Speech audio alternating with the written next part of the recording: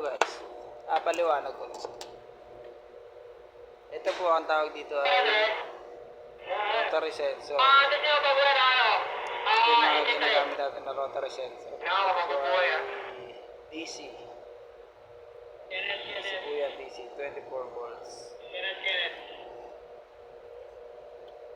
Ito yung ginagamit natin sa mga silo. Sensor ng mga silo. Nabuhay ba?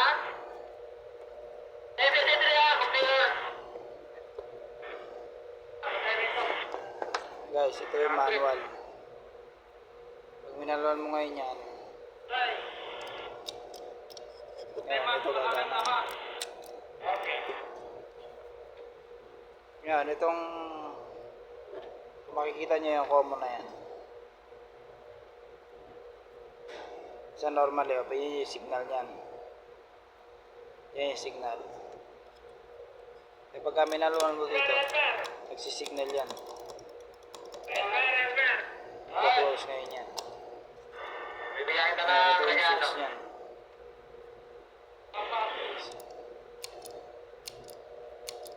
mga 100. Thank you for watching.